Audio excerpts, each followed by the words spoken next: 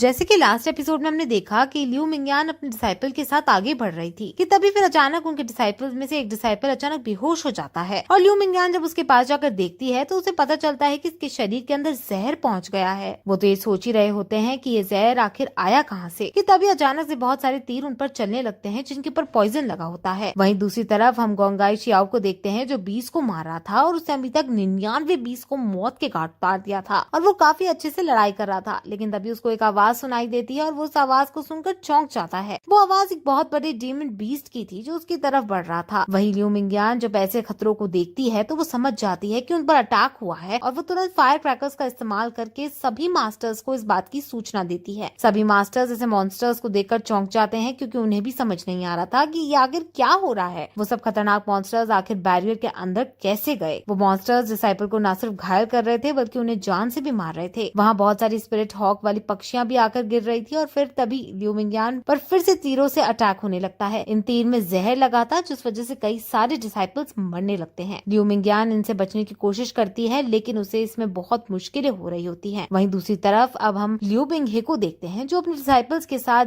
था और उसके डिसाइपल्स झील के पास बैठकर मजे कर रहे थे। लेकिन तभी पानी के अंदर से डेडली मॉन्स्टर्स बाहर आने लगते हैं। ये देखकर सभी डिसाइपल्स डर जाते हैं और वो ऊपर की तरफ भागते हैं। लेकिन ऐसा करते वक्त वैन रॉन्ग झील में गिर जाती है और उसे मॉन्स्टर अपने मुंह में ले लेता है। ये देखकर लियू बिंगहे तुरंत मॉन्स्टर के पास जाकर उसे लड़ता है और मॉन्स्टर को अपनी तलवार से मारता है। वो मॉन्स्टर को काट कर रख देता है लेकिन वो वैन रॉन्ग को नहीं बचा पाता है और वैन रॉन्ग मारी जाती है। ये देखकर वैन रॉन्ग की बहन को बहुत ज्यादा दुख हो रहा होता है लेकिन लियू बिंगहे उसे यहाँ से दूर ले जाता है क्योंकि ये समय दुख मनाने का नहीं था। वहीं मास्टर्स अब टेंशन में आने लगते हैं और वो बैरियर को खोलने के लिए कहते हैं ताकि बच्चे वहाँ से बाहर आ सके। लेकिन मास्टर शेन उनसे ऐसा करने से मना कर देते हैं और कहते हैं कि अगर हमने ऐसा किया तो मॉन्स्टर्स भी बाहर आ जाएंगे और पूरे शहर में फैल जाएंगे। इसे बैरियर खोकर डिसाइपल्स को बाहर निकालने से अच्छा है हम मास्टर्स अंदर जाकर मॉन्स्टर्स को मारे और डिसाइपल्स को बचाएं। सभी लोग मास्टर शेन की बात मान जाते हैं और वो सभी बैरियर के अंदर जाने लगते हैं। लेकिन मास्टर शेन के कलीग उसको अंदर जाने से मना करता है क्योंकि मास्टर शेन के अंदर अभी भी पॉइजन का असर था और उनका कई बार ऑरा अटक जाता है। लेकिन मास्टर शेन इस बैरियर के अंदर जाने से अपने आप को नहीं रोक सकते थे क्योंकि अगर वो ऐसा करते तो लियू बिंगहे का सेटिस्फेक्शन लेवल 0 हो जाएगा और ये मास्टर शेन के लिए ठीक नहीं होता। वो सभी अब अंदर जाने का डिसाइड करते हैं और वो अपनी तलवार पर खड़े होकर उड़ते उड़ते अंदर चले जाते हैं। अंदर जाते ही मास्टर शेन का ऑरा अटकने लगता है क्योंकि अभी स्वॉर्ड पर उड़ने के कारण उनको उनके ऑरा का यूज करना पड़ा था। वहीं हम लियू मिंगयान को देखते हैं जो एक पत्थर के पीछे छुपी थी लेकिन वो ज्यादा देर वहाँ नहीं बैठ सकती थी। उनके ऊपर कई सारे तीर चलाए जा रहे थे जिस वजह से उन्हें कहीं सेफ जगह जाना ही था। लियू मिंगयान का एक डिसाइपल इस सबसे परेशान होकर वहाँ से भागने की कोशिश करता है लेकिन तभी एक तीर उसे लग जाता है और वो वहीं मर जाता है। ये देखकर बाकी सभी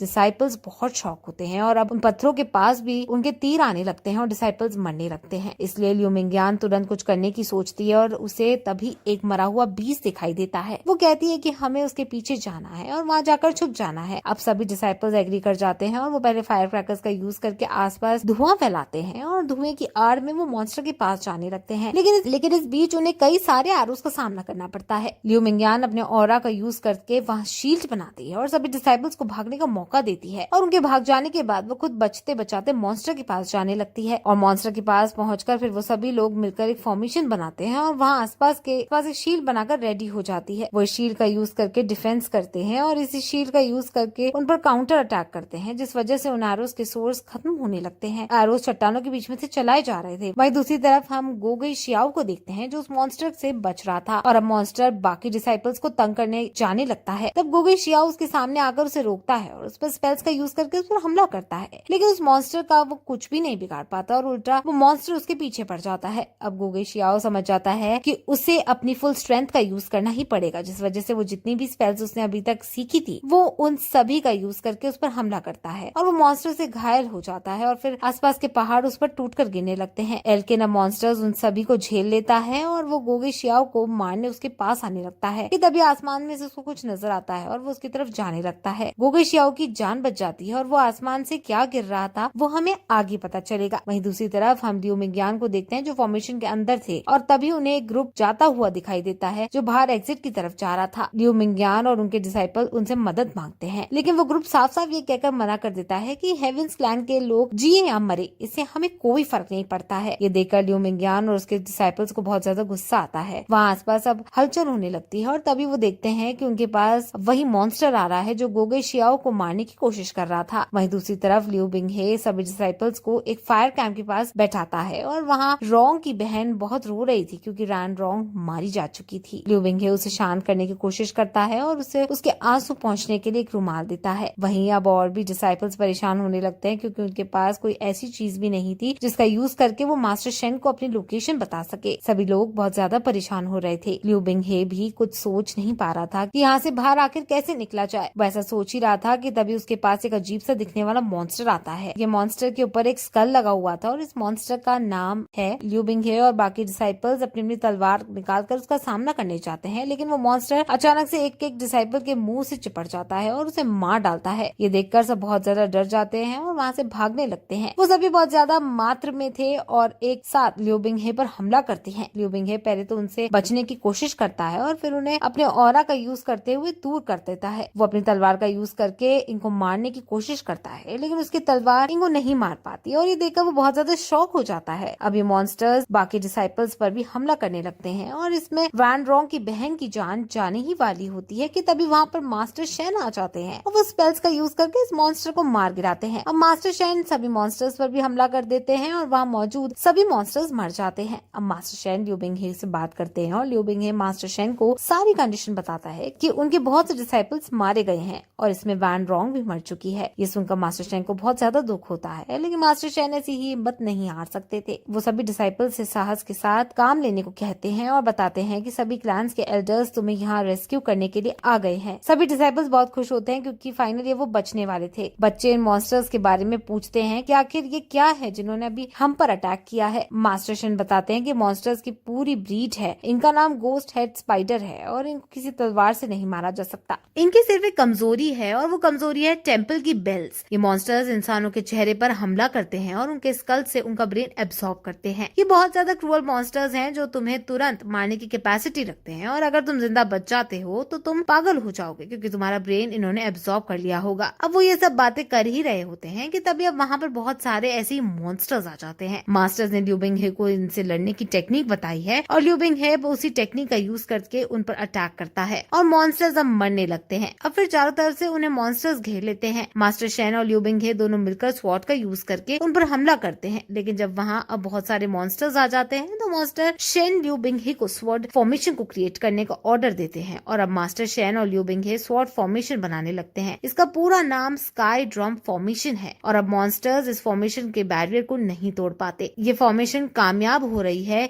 कि तभी मास्टर शेन का ऑरा अटक जाता है और फॉर्मेशन कमजोर पड़ जाता है। मॉन्स्टर्स अब अंदर आने लगते हैं, इसलिए सब वहाँ से भागने का ही डिसाइड करते हैं। लिu बिंगहे एक रास्ता बनाकर मॉन्स्टर्स को साइड करता है और उस रास्ते से होते हुए वो लोग आगे बढ़ते हैं और फिर इस तरह ये एपिसोड यहीं खत्म हो जाता है। अब सीजन के अंदर सिर्फ 10 एपिसोड थे जो मैंने आपको एक्सप्लेन कर दिए। इसके अंदर एक और क्रेडिट सीन दिखाया जाता है जिसमें हम लिu बिंगहे को देखते हैं। उसे एक आदमी नजर आता है और वो आदमी लिu बिंगहे के एक डीमोनिक पावर से बचाने वाली सील तोड़ देता है और अब लिu बिंगहे के ऊपर डीमोनिक क्लैन की पहचान आ जाती है। उसके माथे पर एक रेड सिंग आ जाता है जो ये दर्शाता है कि वो डीमोनिक क्लैन से ताल्लुक रखता है। अब मास्टर शेन ये सब देखते हैं और उन्हें ना चाहते हुए भी लिu बिंगहे को तलवार मारनी पड़ती है। उनकी स्टोरी लाइन के हिसाब से मास्टर शेन लिu बिंगहे को खाई में गिराने वाले हैं। मास्टर शेन ऐसा करना नहीं चाहते थे, लेकिन अगर उनके क्लैन को पता चलता कि मास्टर शेन ने अपने डिसाइपल को ये पता होने के बावजूद कि वो डीमोनिक क्लैन से है नहीं मारा, तो मास्टर शेन को वो लोग विद्रोही मान लेते और मास्टर शेन को मार दिया जाता। अब भले ही मास्टर शेन ने कितनी भी स्टोरी लाइन चेंज करने की कोशिश की हो, लेकिन अब इस बार भी कहानी इस मोड़ पर अटक गई है कि मास्टर शेन को उसको खाई से नीचे गिरना है। खाई से नीचे गिरने के बाद भी लिu बिंगहे ने बदला लेने की सोची थी और अब मास्टर शेन का यही मोटिव था कि वो लिu बिंगहे को बदला लेने से रोकेगा। अब ये एंड क्रेडिट आखिर और क्या कहना चाहता है वो हमें सीजन 2 देखकर ही पता चलेगी। And guys, tales of demons and gods के एपिसोड्स रिलीज नहीं हुए हैं और जब भी वो रिलीज होंगे मैं आपके लिए उन्हें एक्सप्लेन कर दूंगी। आपको और कौन सी चाइनीज सीरीज पसंद है वो हमें कमेंट में जरूर बताएं।